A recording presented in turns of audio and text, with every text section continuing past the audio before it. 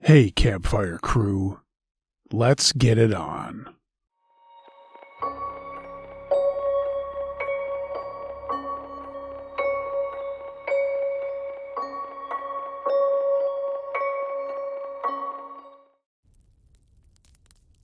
What My Father Saw in Navajo Mountain by Spicy Sloper. My father and uncle have a story of living as outsiders, that is, non-native Caucasians, young people on the reservation. Their tale of experiencing a skinwalker. My grandma taught school on the reservation, and they lived well off to the natives living there. From what I know, there's a lot of lore surrounding the Navajo Nation. Non-natives, primarily older generations, kept their experiences and stories left unspoken, especially to those not from the culture. Forgive me if I'm mistaken in any of this, the culture, ideology, practices, or any other part. I'm just trying to tell the story my family has only spoken to me about in whispers. My grandmother, father, and uncle lived there for a few years, and their experience was much different than the Navajo people, who've lived there for generation upon generation. I just wanted to tell their story and get insight as to anyone else who has lived in that community, and any other stories some people might be willing to share.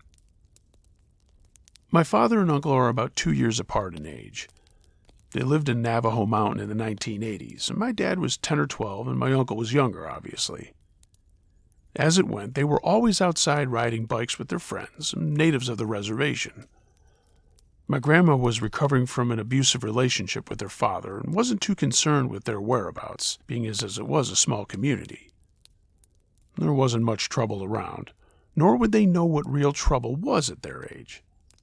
Trouble wasn't the issue to young white boys on a reservation then. Pure terror was.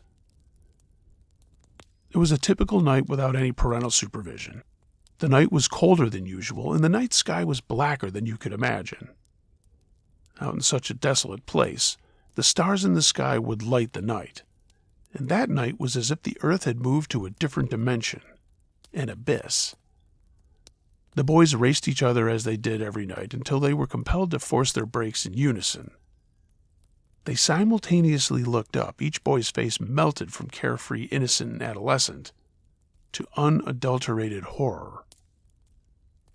They stood motionless, grasping their bikes with every nerve, muscle, and strength in their body as they stood on the dirt road.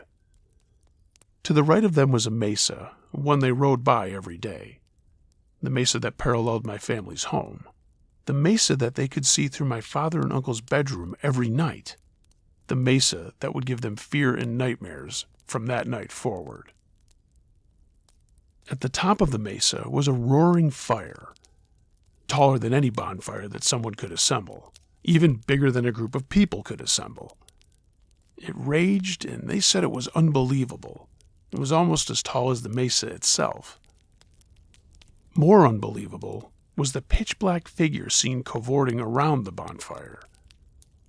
The native boys with my father and uncle informed them that that was not a typical Navajo dance or ritual, and pits began to form in all of their stomachs. Some friends of my father and uncle turned back around without a word and bolted back to their homes. My father and uncle threw their bikes to the ground and ran across the unpaved road into their place. The two came back in a panic, relaying what they had seen to my grandmother, but she was unconcerned. A legend of the natives, she told them, and shooed them away. They lay awake all night in their shared room, not saying a word to one another. They forced their curtains as close as possible, too scared to look out the window and see what they shouldn't have to begin with. Neither of them could shake the images burnt into their memory, but the sun managed to rise and peek through into their room. A sense of release washed over them as the darkness faded. My dad and uncle left their beds and traveled to the kitchen to try a second time to tell my grandmother what they had seen the night before. They tried to get a handle on what it was, but it was as if they couldn't explain it. Again, my grandmother brushed them off. With a coffee and newspaper more important than their story, she told them to just go climb the mesa and investigate. So, they wrangled up some friends who had shared the experience the night prior. and the friends stayed on the dirt road looking up at the mesa as my father and uncle climbed up to see any evidence of the hell-burning fire they had witnessed together. The mesa wasn't much taller than an average one-story house, so it took them less than 2 minutes to climb to the top where the nightmare took place. When they got to the top, they were hysterical and also relieved. There was no indication a bonfire of that enormity or even a fire had been there at all. They climbed down and gave the message to the friends who had also been part of that shocking scene. Their native friends looked at them in shock, but neither said a word to them. They just got on their bikes, turned around, and proceeded home. It was never brought up again, despite my father and brother asking them about it, and my grandmother and everyone else in the community refused to talk about it again. My father is a skeptic. He doesn't believe in anything paranormal. Aliens, ghosts, mermaids, you name it.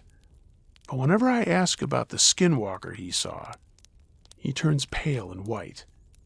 He gets quiet, jumpy, and curt. I had to plead with him to get the full story out, and I could see goosebumps and every hair standing up on his arms when he shared his experience. My grandma took me to Navajo Mountain in 2019 to show me her history and to see how Navajo natives still live on the reservation today. According to her, not much has changed since living there in the 80s. I hiked and explored what I could of the reservation so as not to invade or violate any of the Navajo reservation and its beauty. However, I did feel a change in mood when I visited. My existence felt heavy, as if I wasn't supposed to be there, or if I was invading territory that wasn't meant for me. It wasn't caused by any of the community there, but just by my presence being on the land. I'll never forget my experience visiting and all that I learned about reservation life, and my intention is to hear any other stories from Navajo Mountain residents, or maybe talk with some people with similar stories on the res. I did climb that mesa where the Skinwalker my dad and uncle claimed had had its ritual. It felt pretty normal until I got to the top and stood in the middle. And then I felt some darkness creep into me as I stood there. I've never been the same since.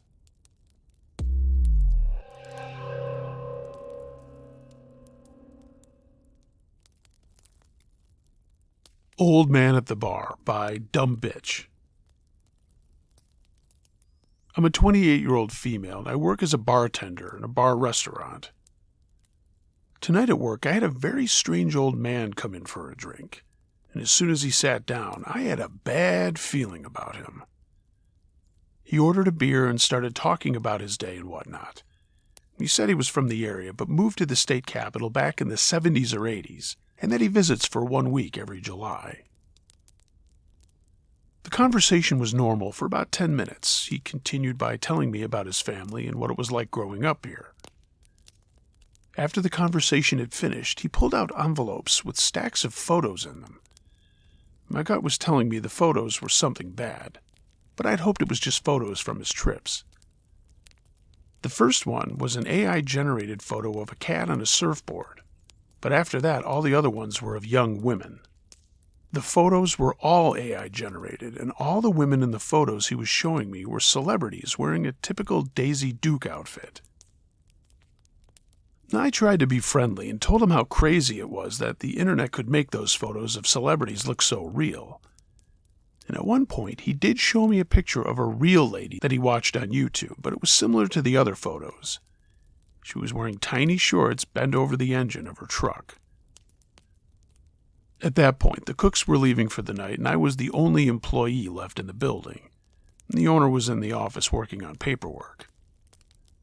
I went back to let my boss know that I was getting a really weird vibe from that guy, and he agreed, saying the cooks were talking about him and a coworker had talked to the old man the previous night, outside of work. He thanked me for letting him know and then told me to get him if anything else happened, and I went back to work. The old man shuffled through his photos again, looking for someone to show me, but he let me know he couldn't show me any because the women were only wearing their panties or nothing at all. I tried to avoid the guy after that, but there were only a few other patrons in the building, and they were all sitting at tables. I went to do some cleaning behind the bar, and he started talking about the girl from YouTube, and how young and pretty she was. He pointed out that she looked like a teenager, and that's why he liked her videos so much. But then he told me that she was in her 30s. As a woman similar in age and looks, that made me extremely uncomfortable. I ignored the comments about her, and he started talking about his family again. I was responding with bare minimum responses, just trying to make it to close in 15 minutes. All the patrons had left at that point except him, and I let him know that we would be closing very soon and he should start gathering his things. Instead of picking up his photos, he said something about why he moved to the state capital. I was barely listening at that point until he said he was told to leave the city. I didn't say anything or ask about it, but he continued saying the county court had sent him away all those years ago. At that point, I was just about to tell the owner to kick him out, when he started talking about why he was sent there. It was a story of how he did something breast-related to a girl in elementary school. I'm not very good at guessing people's ages, but there's no way this man was in elementary school in the 70s or 80s. He said the girl told the teacher about him even though it didn't happen, but no one believed him, so he got sent away. He said he was resentful towards that girl for many, many years until he heard she had special needs and wasn't mentally capable of making up a lie like that. I was dumbfounded. I couldn't tell if he was saying he did it or if he was implying the teacher was the one lying. We were closing in a couple of minutes at that point, so I tried to wrap up his conversation by telling him I hoped his trip was nice and to have a safe trip home. He slowly packed his things up, and I walked around the bar to the tables by the front door to lock it after he left. He walked towards the door slower than I'd ever seen anyone walk, and he'd always walk towards me even if I was standing away from the door. I was terrified at that point, so I called my husband and put my phone in my pocket in case something happened. At that moment, the owner turned half the lights off and walked over to me. I politely told the old man he had to leave now, and again told him I hope he had a safe trip. As he opened the door to leave, he turned back around and made eye contact with me, which he hadn't done the whole time he had been there. And he said, "I'll probably be back in tomorrow to see you. I don't leave town until Sunday." Saturday. I went into work and immediately told my coworkers of the encounter. We were all joking around about the man, and at one point I told them if he did come back in, I was going to card him just to get his name, so I could do a Google search on him. I wanted to know if he was just creepy or if there was a legit reason my gut wasn't sitting right with him. My coworker who had talked to him outside of work interjected, telling us his first name. The rest of the night went by smoothly, and the old man didn't come back. Some male coworkers walked all of the women out to their cars just to make sure they left safe in case this guy was lingering outside. When I got home, I spent an hour or so searching for him online. I looked at mugshots of all the men who shared his first name, and I eventually found him, and my heart dropped. I clicked on his mugshot and was met with an article about a murder that had occurred in the 90s. In the article, it stated he was the prime suspect in the murder. The only DNA evidence police had found was linked to him. He was sent to prison, and after investigations revealed his mental state, they did another round of DNA testing. And the second round came up saying he wasn't the killer, so he was released. Then I found a handful of Reddit posts from the state capitol about the old man. He was somewhat famous in the area for creeping out young women at their workplaces.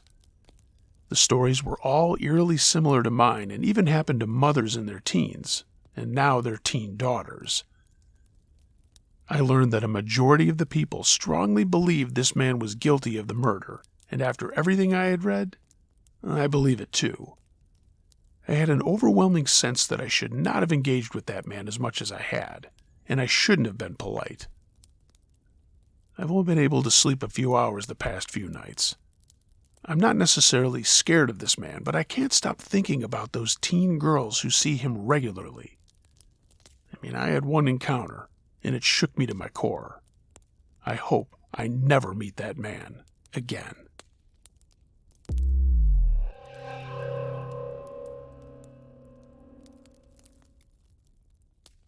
The Scariest Night of My Life by Flat Vegetable. July 14th, 1992. I remember the date because it was the night the world went black. Literally. I was working the graveyard shift as a security guard at a closed factory in Cuyahoga Falls, Ohio.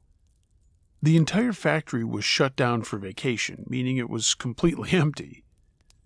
My job was simple, to sit in my car in the parking lot and ensure no one entered the building. I wasn't allowed inside, which meant my car was my only post, my only shelter. The air had been heavy all evening, but no one expected what hit us.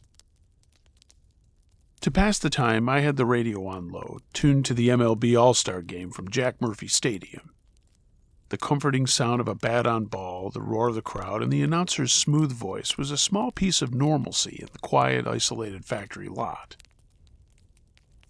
A thunderstorm rolled in with a sudden, violent fury. In one moment, the rhythmic hum of the factory's distant generators was my only company. The next, the world outside exploded. Rain lashed against the windows, and the wind howled like a banshee. Suddenly, the baseball game was interrupted by the jarring, urgent tone of the emergency alert system. A robotic voice cut through the static, saying, "Tornado warning, seek shelter immediately." A jolt of terror went through me. Then, with a definitive thunk, the power went out. Inside the factory, the emergency lights kicked on, casting an unsettling glow, red like embers in a dying furnace, barely visible through the sheets of rain and the momentary flashes of lightning. It was like looking into the eyes of some dormant beast. Outside, though, the darkness was absolute. The parking lot lights were dead, swallowed up by the storm, and I peered into the pitch-black abyss, unable to see more than a few feet in front of me. And that's when it hit. A terrifying, splintering crash that sent a tremor through the pavement and up into my seat. The sound, the impossibly loud sound, seemed to hang in the air, its echo stretching into an agonizing eternity, even as the storm raged.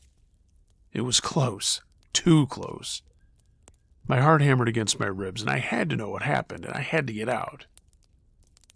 I started my Ford Escort and edged the car forward, my headlights cutting twin beams into the pitch blackness of the curvy driveway. The rain was like a solid wall, making every foot of progress feel like driving blind. But then the beam caught it.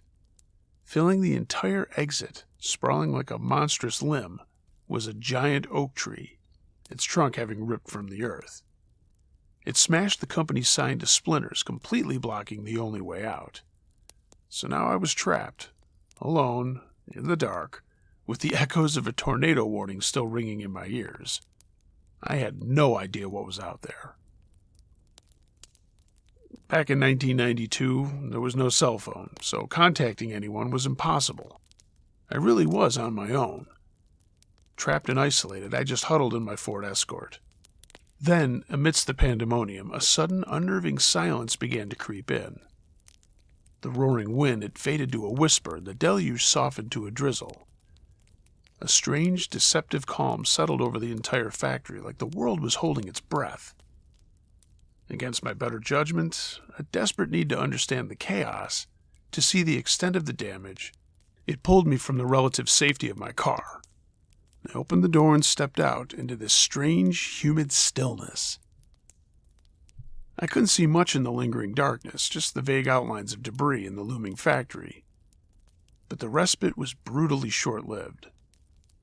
Before I could fully see the destruction, the storm came back with a vengeance.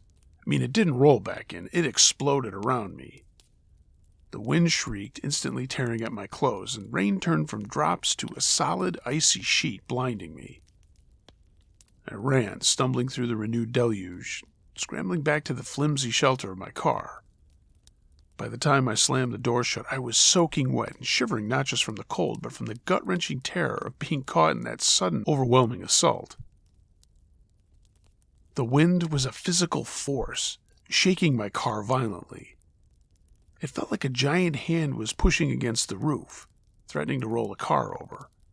And then, adding to the nightmare, a tree branch was blown directly under my car and got stuck there, scraping and scratching against the undercarriage with this weird, eerie sound that grated my nerves. The rain intensified, turning my windshield into a blurred, opaque wall. I couldn't see anything. I was just a small, vulnerable target in the heart of this storm. Suddenly, the baseball game on the radio was again interrupted by the familiar chilling tone of the emergency alert system. Another tornado warning.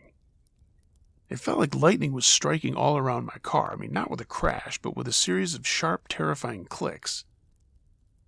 One particularly close strike illuminated the darkness for a split second, and I saw a spark shoot up into the air nearby. It fizzled out just as quickly. For the next 10 minutes, I sat there frozen behind the wheel, unable to move, and unable to think of anything but the terrifying power being unleashed outside my car. But then, just as abruptly as it had arrived, the storm completely stopped. The silence that followed was deafening, broken only by the ringing in my ears, and I cautiously got out of my car, the air heavy with the scent of wet earth and crushed leaves. I got down and pulled out the tree branch from beneath my car, and then leaning against it I listened, and in the distance I heard the faint, comforting wail of sirens. Within 30 minutes, a Cuyahoga Falls officer spotted me from the road, his spotlight cutting through the gloom. The sight of another human being, even just a silhouette in the beam of a flashlight, brought an overwhelming wave of relief. The factory owner arrived around 2 a.m., and by 8 a.m., that colossal tree that had trapped me was finally removed. I later learned that a tornado had indeed touched down in Cuyahoga Falls that night, just over a mile from where I was. Thinking about how close I came, about that absolute isolation and terror I'd felt, filled me with a profound sense of gratitude. I felt happy just to be alive. And for the record, the American League won the All-Star game, 13-6.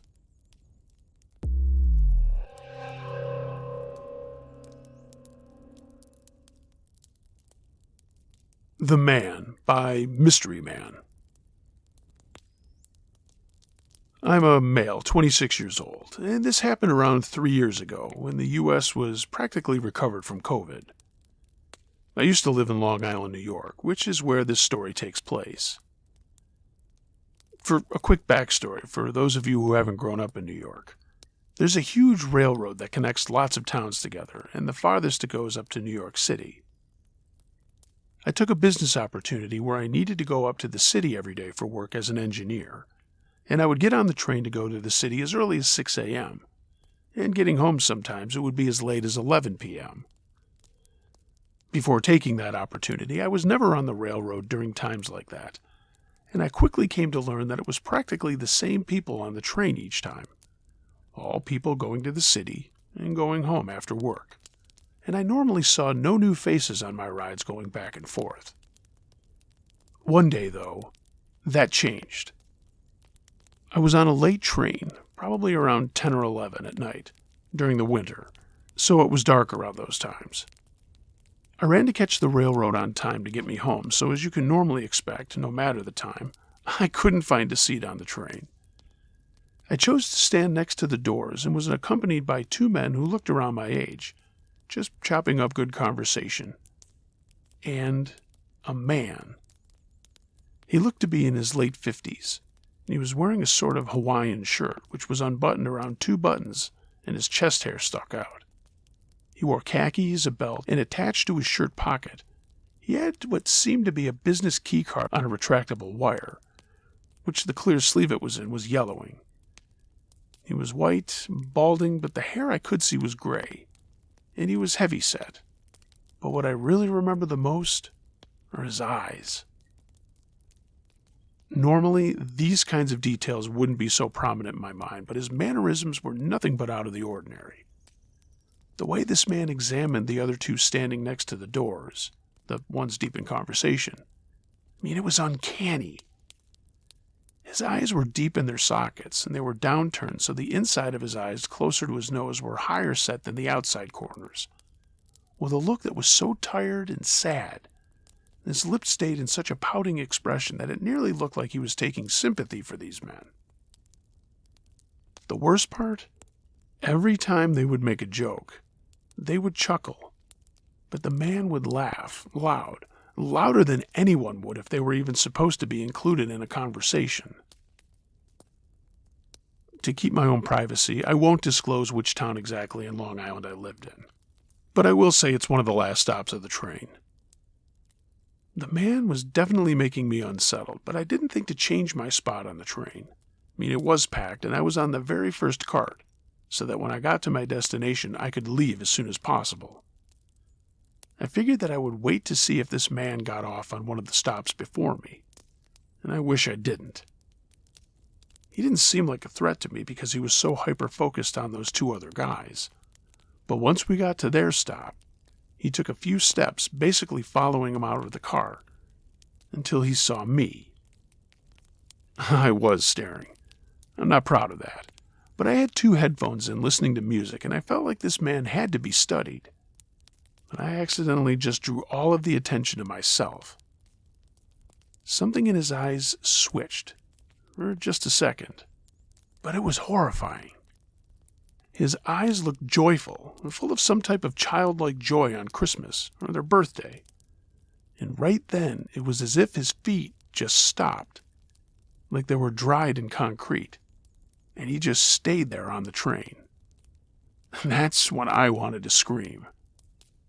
We were still a few stops away from my stop, and I had no doubt in my mind that if this guy seeing me made him stop from getting off at one stop, there was only one other stop he would get off at. And that was mine. Now I know this sounds like the dumbest thing ever, but I walked home from getting off the train. I'm a big guy. Not super tall, but tall enough that most guys don't ever tower over me. And I'm not weak, so I never had anything to really worry about. Yeah, I wasn't scared of the guy himself and what he could do. It was just more of his intentions. And I'm the kind of guy who wouldn't fight someone for fun, and it's something that would be my last resort at all. The last thing I wanted to do was throw hands with this guy, with such a sorrowful look that he had in his eyes. Then it was my stop. I got off, and by no surprise, he did too. I started walking at a pace that didn't scream, "I'm scared," or "I need to get away," but it was at a pace that looked normal for me. Peering behind my shoulder, I saw this man matching my pace, and it looked so unnatural, uncomfortable, like it was hurting him to walk at that pace.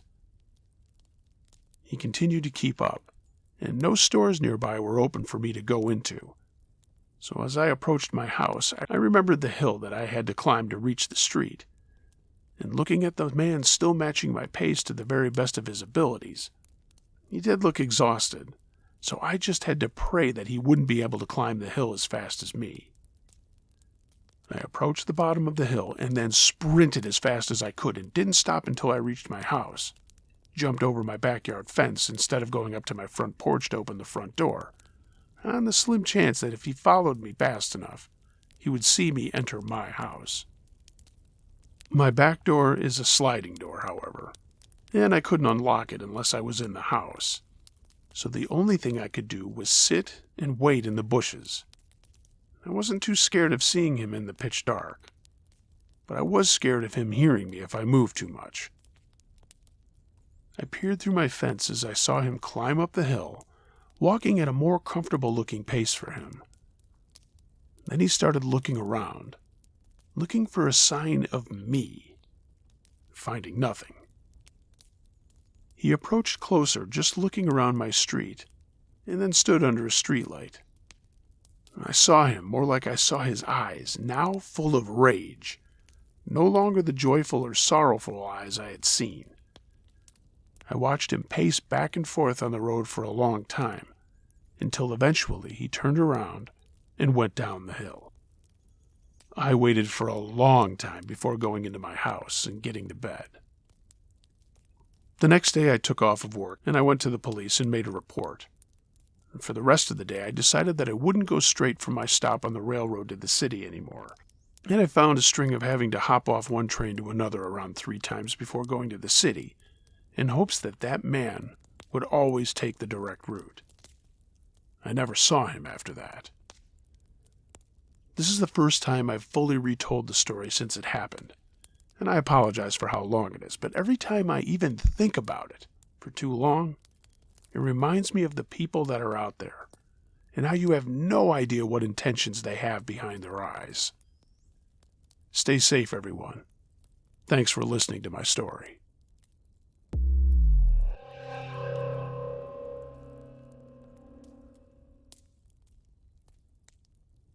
Possible Skinwalker Sighting by Status Bumblebee. I've lived in the same house for over 10 years now. I've had many weird experiences here, but this one seems to match others I've seen here. The story actually starts about 2 or 3 years ago when my dad told me of a story when he was walking his dog with a friend of his, and they both noticed down a street near us that it was weirdly dark, and there was a weird, hunched-over figure. He said it turned its head to look at him and his friend, and both of them, now spooked, decided to return home. Fast forward to a few months ago. Me and a friend of mine I've known for about 6 years were going on a walk around 11 or 11:30 p.m., which was a bad idea. When we passed the same dark, eerie road, I was going to make a joke about us seeing a skinwalker because I'd been thinking about it recently, but when I looked down the road, I swear to fucking God, I saw something behind the trees that looked like a fucking 8-foot-tall person on all fours crawling behind a truck. My friend noticed I looked really horrified, and when I told them what happened, we decided to go back home. On our way back, we both heard blaring sirens. There were some ambulances behind us. The weird part is, they turned down the dark road I had seen that thing on. We were both spooked, but we just assumed it was a coincidence that they were going down the same street. We hurried home. The next thing that happened was just a few weeks ago. We're both really into the paranormal and always want to feel like a horror movie protagonist, so we decided to return to that street and take one more look, one more time. It was about 11 o'clock when we started heading out, and by 11:15 we had arrived. We looked down for about 10 seconds, and I thought it wasn't there this time. But I was wrong. I looked again, and we saw it hunched over, shaking back and forth, seemingly clawing at the ground. We'd only seen its silhouette, but again, it was about 8 feet tall. I mean, it scared the fucking shit out of us both, and we both agreed to get the fuck out of there. We haven't seen it since. But I've talked to more people in the area who have claimed to see something similar, but at different spots. I know most of you probably won't believe this, but I'm just wondering if anyone knows what it could have been, because it was fucking weird. And by the way, I'm just calling it a skinwalker for now, but if anyone knows anything about it, or has a similar experience, please, let me know.